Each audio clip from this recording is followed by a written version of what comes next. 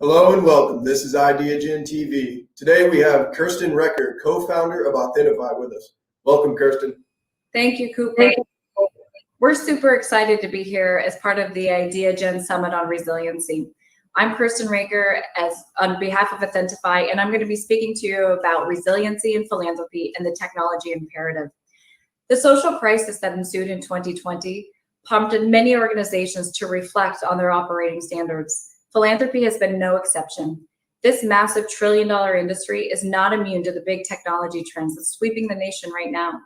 While philanthropy isn't known for operating at startup speed, many of organizations have had to transform quickly in the midst of the pandemic, from foundations to corporate philanthropy to nonprofits.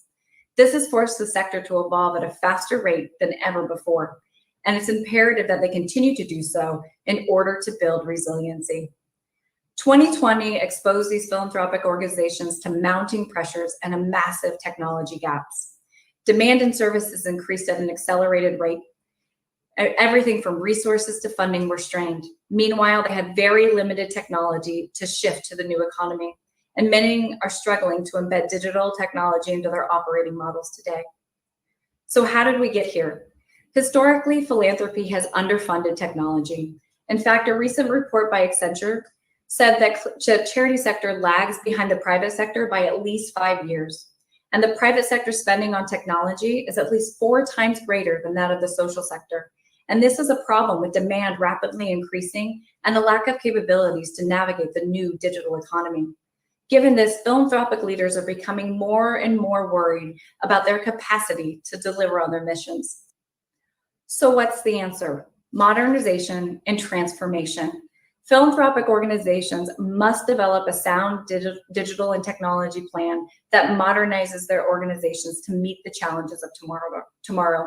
The good news is that leaders are putting more and more focus on tech infrastructure than ever before.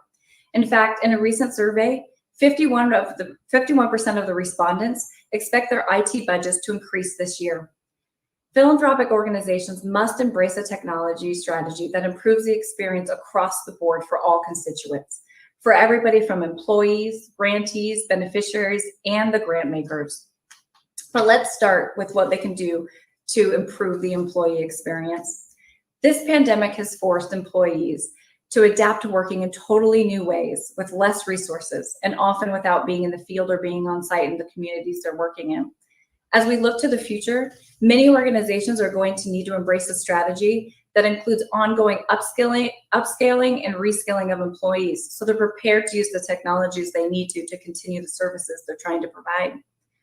We're going to need to embrace more tools for frontline employees to gather data, capture insights in real time so they can understand better how their services are impacting the communities. Technology like Impact Atlas is doing a great job to deliver such service. And we need solutions that will empower them to serve their stakeholders more effectively. Solutions like Salesforce to help with donor communications and Flux to help manage the grant application process, as well as things like Teams and Slack to provide better communications within the organization and across different organizations to foster better collaboration. This ultimately, the goal is to increase the time spent on the organization's core mission and less time spent on doing erroneous tasks. Let's move to the grantee experience. The grantee experience in philanthropy can make or break a mission, but the right technologies will make it easier for the grantee to provide information to grant makers. A survey by the Technology Association of Grantmakers provided insights into the future of philanthropic tech, and it in fact found that 61% of foundations are working to streamline the grant application process as well as the reporting process in response to COVID-19. What's more exciting is we're starting to see foundations move to doing even more. They're providing training, technical assistance, tools, and technology directly to grantees. Recognizing and rapidly reducing the burden on grantees of erroneous application and reporting is heartening and it's welcoming, but we need to continue to do more in order for these grantees to succeed. As we then move to the beneficiary, the way we engage beneficiaries changed drastically in 2020. We need to think about how we can mitigate challenges today and in the future. In order to do so, philanthropic organizations need to make technology and digital tools available and usable to beneficiaries. Information needs to be easy to use, and tactics such as putting a call to action on a web page and or making it easier to navigate online platforms with automated instructional prompts will both reduce the stress on the beneficiary and the staff. The other thing we need to start to embrace more is mobile technology to conduct SMS or text-based surveys to find out quicker if the services that are being provided are making an impact and or what the immediate needs of the community are. And last but not least, we need to lean into technologies that will help ensure service delivery regardless of the crisis we're facing. And I want to stop here to talk about one organization called Paper Airplanes that's really embracing the concept of technology and using it in a simple and powerful way. Paper Airplanes provides education to young people affected by conflict in the Middle East and Africa. They've embraced Skype and other online communications to ensure that education services are delivered despite the crises that are facing and to ensure services do not go uninterrupted. This is a model for other organizations to look to as they think about their digital strategy. Last but not least, I want to talk about the Grantmaker Experience because it's critical to the success of the philanthropic space.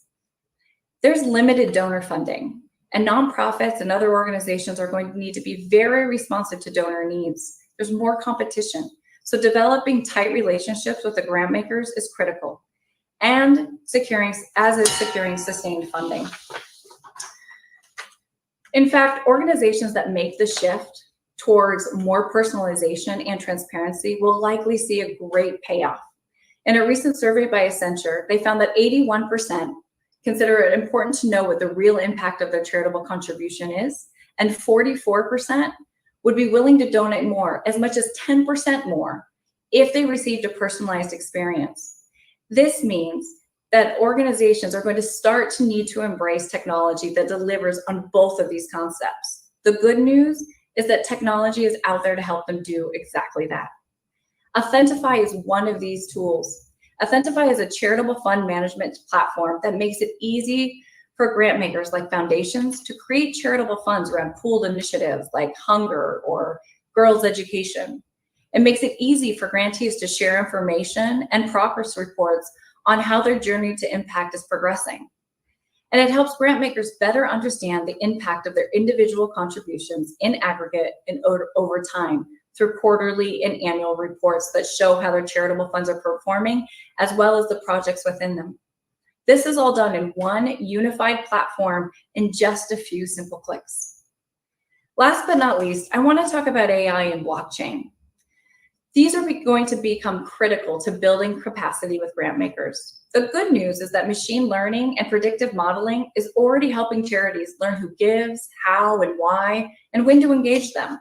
It's helping create automated and more intelligent communication flows and extract data faster. In the future, AI can be used for everyday giving, spurred by real-time information about local needs, modeled on existing commercial applications. But right now, it's critical for the philanthropic sector to get involved. We have an opportunity to proactively shape the next era of AI and ensure at least a significant portion of the technology remains dedicated to the values and the needs of philanthropy. And lastly, I want to talk about blockchain because it presents new opportunities. Blockchain allows the ability to provide proof of need and proof of receipt. And this is important because it creates more accountability that allows grant makers to see where their funds are going and may help restore some of the lost credibilities that charities have faced. I want to end where we began, talking about rebuilding, reimagining, and reaching for greater impact. Rapid advances in technology are changing philanthropy in fundamental ways. It's making it potentially more rational, more effective, more collaborative, more transparent, and I'd even go as far to say as more democratic. Philanthropic organizations have a potential to improve almost every aspect of their operations and every experience for each constituent. With greater recognition of technology gaps and a strategy for integrating technology and the mindset for continuous innovation, organizations can shift from rebuilding and embracing new technologies that will ensure their future sustainability and resiliency. Thank you so much for having us here today.